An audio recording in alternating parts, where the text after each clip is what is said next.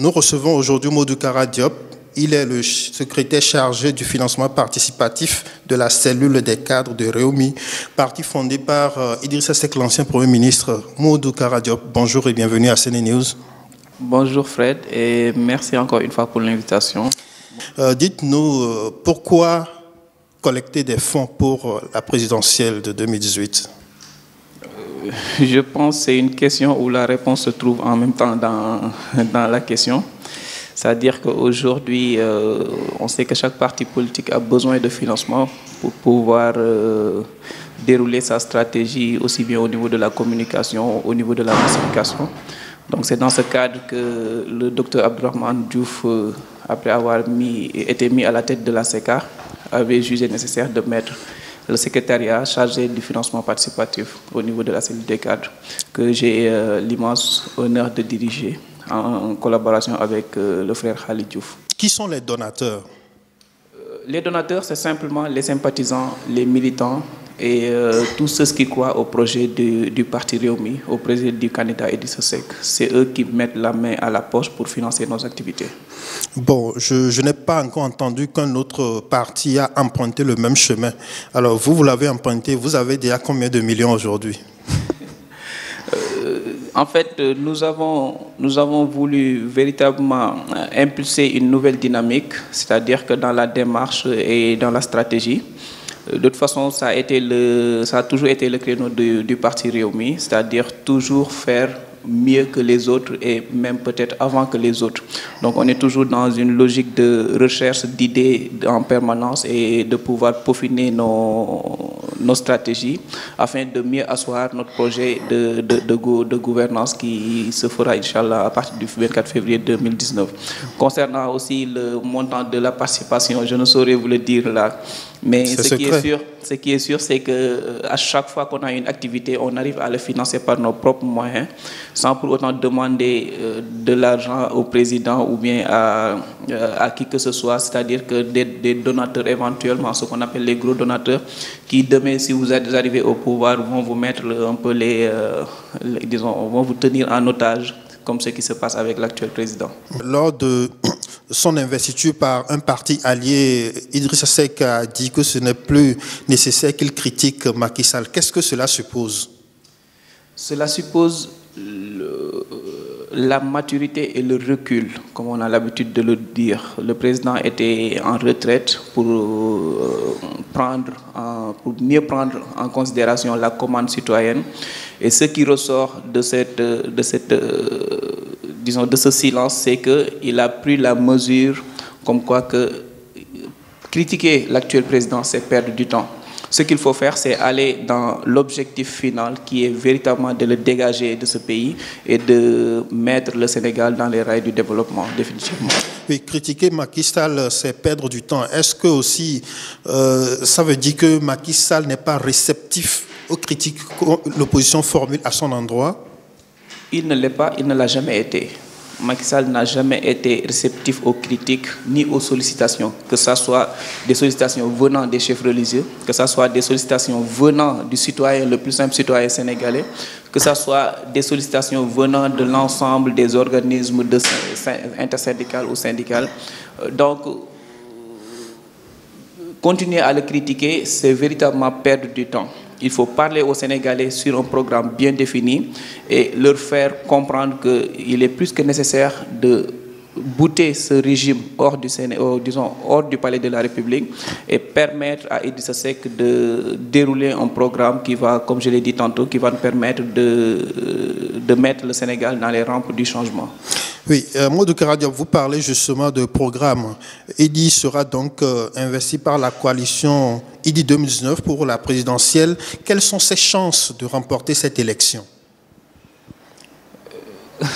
Ces chances sont énormes. C'est-à-dire qu'aujourd'hui, les Sénégalais savent que Idrissa Seck est le candidat le mieux placé en termes d'expérience, en termes de maturité, en termes aussi d'autorité, comme on a l'habitude de le réclamer. Ce qui fait perdre le Sénégal aujourd'hui face à nos collaborateurs, que ce soit par rapport aux entreprises qui viennent s'installer au Sénégal et qui nous viennent de l'extérieur, par rapport même aux pays étrangers avec qui nous avons des liens bilatéraux, Ce qui nous fait perdre par rapport à ces pays ou bien par rapport à ces partenaires, c'est le manque d'autorité que nous notons chez le président actuel. Le manque d'autorité, de quoi s'agit-il concrètement? C'est simplement la rigueur et la main ferme quand il y a négociation, quand ça concerne le peuple sénégalais. C'est-à-dire que ce qui s'est passé récemment avec l'accord signé au niveau de la Mauritanie, ça nous déçoit carrément. Parce que simplement, on ne peut pas concevoir que le jugement dont nous partageons avec la Mauritanie, la majeure partie se trouve dans les eaux territoriales du Sénégal, et que lui-même, il prend la peine d'aller se rendre là-bas à 2 reprises pour aller signer et finaliser les accords là-bas. La décence aurait voulu même qu'à la signature finale de cet accord, que l'homologue Abdelaziz, je veux nommer, vienne au Sénégal et paraffe le contrat ici, le partenariat. Mais malheureusement, c'est nous qui prenons tout le temps l'initiative d'aller vers lui, comme si nous étions en position de faiblesse, alors que oui, c'est pas le cas. Peut-être aussi, ça dépend des relations, peut-être que c'est aussi des relations amicales. Excusez-moi, mais ce n'est pas une question de relations amicales ou quoi que ce soit. Les États n'ont pas d'amis, ils n'ont que des intérêts. Mais les États voisins peuvent être des amis. On a de très bonnes relations avec l'État frère Mauritanie. C'est-à-dire que ce que nous déplorons, c'est la tenue, c'est-à-dire que la posture qu'a eu le président actuel face à son homologue Abdelaziz. C'est ça que nous déplorons, c'est cette manque de rigueur et de fermeté dans des négociations qui concernent l'avenir de ce pays, c'est-à-dire le Sénégal.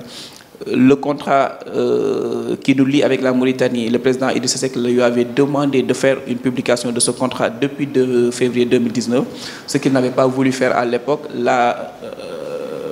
Le temps nous a montré qu'on avait raison sur lui parce que cette négociation a été mal dirigée et mal entreprise. Donc vous voulez donc dire que le président Sall est soumis au président de la Mauritanie qui lui dicte sa volonté dans cette affaire-là? Il est soumis au président Abdelaziz, il est soumis au président Macron, il est soumis à tout partenaire qui vient investir au Sénégal. C'est ça qui est déplorable aujourd'hui. La preuve, on a les entreprises françaises qui sont ici au Sénégal installées au niveau de l'autoroute qui font ce qu'ils veulent. Le président avait demandé à ce que les tarifs soient baissés depuis avril 2018 jusqu'à maintenant. Ce n'est qu'hier qu'on a vu que les tarifs ont été baissés, mais c'est du leurre, c'est de la poudre aux yeux, parce qu'au moment où ils disent que par exemple le tronçon entre l'AIBD, Dakar AIBD est ramené à 2000 francs, on sait que derrière ils sont en train de construire une nouvelle gare de péage entre Mbour et Diamniadio. Alors, s'ils construisent une nouvelle gare de péage et que demain, on devra impérativement payer pour aller à Mbour, c'est comme si la baisse n'a pas eu lieu. Donc, c'est véritablement ces genres de négociations et ces genres de postures face à des entreprises ou bien face à des collaborateurs qui manquent de pragmatisme et véritablement le rôle qu'ils devraient incarner en tant que leader d'une nation, ils ne l'incarnent pas. Alors, Modou Kara, Idrissa Seck, c'est le fils adoptif de Wade. Il a été formé à l'école de Wade. Et depuis qu'il est parti du PDS, est-ce qu'il n'a pas réduit ses chances de se faire élire président? Pas du tout. Parce que avant tout, on est tous des croyants. De surcroît, comme on a l'habitude de le dire, le pouvoir, ce n'est pas le PDS qui détient le monopole de l'élection d'un président. Sinon, Wade aurait. Mais c'est une grande formation politique. C'est une grande formation, on ne le dénie pas. Ils ont un grand appareil. Oui, mais aujourd'hui, Dieu merci pour nous aussi, le Rewmi a su implanter un grand appareil politique au niveau du Sénégal. Partout où vous allez dans les 45 départements, dans les 500 et quelques communes que constitue le Sénégal, nous avons des représentants et le maillage est tellement bien fait que nous n'avons pas eu le problème, par exemple, revenant sur le cas du parrainage, on n'a pas eu de problème de parrainage. Les 3 premières semaines, on a pu boucler le nombre demandé par rapport aux parrains. Et cela reste que beaucoup de cadres ont quitté le parti Rewmi. Beaucoup de cadres ont quitté le parti Rewmi. Ils ont rejoint le pouvoir. Aujourd'hui, beaucoup de cadres ont émergé au sein du parti Rewmi. Rien que dans la cellule des cadres, aujourd'hui, on a des éminents qui sont membres de la SECAR et qui ont participé à l'élaboration du programme du candidat Idrissa Seck et que les Sénégalais vont découvrir au fur et à mesure qu'on va vers ces élections, Inch'Allah. Oui, il y a quelques jours, on a lu dans la presse que Jacques Attali, l'économiste français que Idrissa Seck cite souvent, lui aurait demandé de ne plus le citer dans ses propos, dans ses prises de parole publiques. C'est quoi la nature des relations entre Jacques Attali et Idrissa Seck? Je pense que je suis un peu mal placé pour parler de la nature des relations entre Idrissa Seck et Jacques Attali. Ce que je sais, c'est que c'est une personnalité qu'il respecte et qu'il a eu à citer dans ses communications. Cela ne veut pas dire que voilà, les gens, tout comme moi, savent réellement ce qui se passe entre Jacques Attali et le président Idrissa Seck. Ce qui est sûr, c'est qu'il a de très bonnes relations avec lui, qu'il entretient. Maintenant, ce qui se dit et la réalité, c'est souvent des choses diamétralement opposées. Alors, sur quoi compte Idrissa Seck pour gagner l'élection de 2019 ? Sur quel parti? Est-ce qu'il compte faire alliance avec un parti, enfin l'un des grands partis comme le PDS par exemple? Sur quoi il compte? Nous avons un objectif qui nous a été fixé par le président Idrissa Seck, c'est de travailler nous-mêmes d'abord, c'est-à-dire de compter que sur nous-mêmes en premier lieu. Maintenant, après, il y a un travail dans le cadre de la coalition IDI 2019 qui est en train de se faire. La preuve, hier, le frère Babacar Diop de FDS a investi le président Idrissa Seck.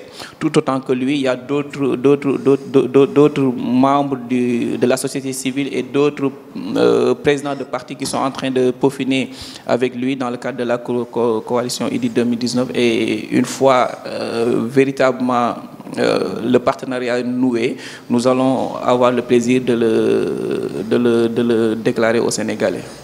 Pensez-vous que vous allez arriver au second tour?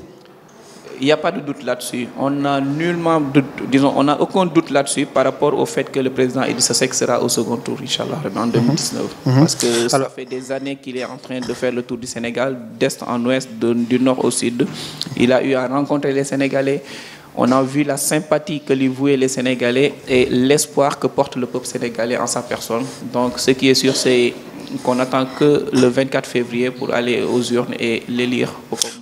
Vous pouvez peut-être vous tromper par rapport à la sympathie. On peut avoir la sympathie dans la vie de tous les jours pour une personne, mais après, dans les élections, ça ne s'exprime pas forcément.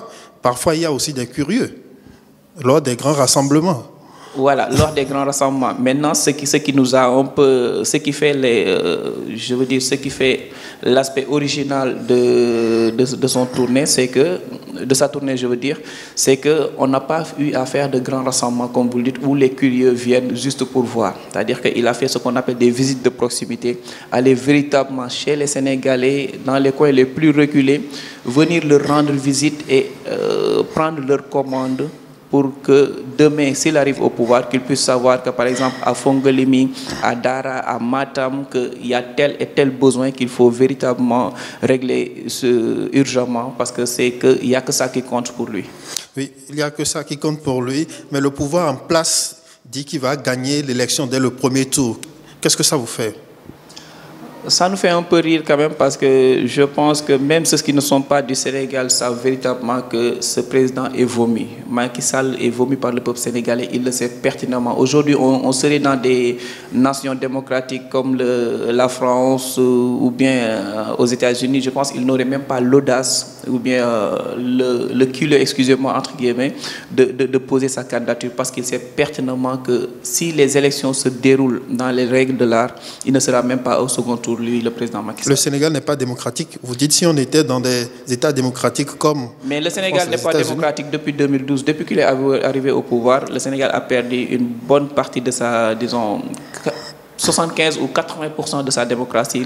Le Sénégal l'a perdu malheureusement avec ce président. Pensez-vous qu'il y a des risques de fraude pour cette élection de 2019 ? Évidemment qu'il y a des risques de fraude, raison pour laquelle je pense que l'opposition est en train de s'organiser avec Maître Mame Adama Gueye. Il y a eu récemment la signature de l'acte du projet PAUSE qui est pour véritablement sécuriser ces élections parce qu'on sait qu'ils sont capables de tout et que s'ils ne volent pas les élections, ils ne peuvent pas arriver au second tour, ça c'est sûr. Le parti Réumi, fondé donc par l'ancien Premier ministre Idrissa Seck, et il est géré comment? Est-ce qu'il est un peu la seule constante et vous autres cadres, les variables, comme Ouad le disait, pour son parti? Dieu merci, aujourd'hui, il n'y a que dans le parti Réumi où on voit véritablement un leadership éclaté. Ça, personne n'en disconvient au Sénégal. C'est-à-dire qu'aujourd'hui, il n'y a que dans le parti Réumi où le président, même s'il n'est pas au devant de la scène, il y a des hommes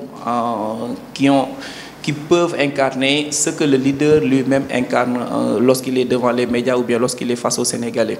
Donc ça, c'est un acquis qu'il a pu faire et c'est quelqu'un qui a toujours cru au talent des jeunes, ce qui a fait qu'il a mis à mettre en scène des ténors comme Abdourahmane, Déthié Fall, Yankoba Diattara, Dr Yankoba Seydi, etc. etc.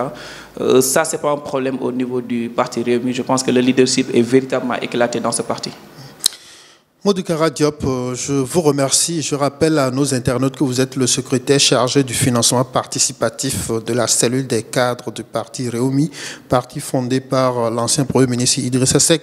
Donc avec vous, on a fait le tour de quelques questions relatives à la présidentielle de 2019, de la vie dans votre parti politique, de la coalition qui va porter Idrissa Seck au pouvoir.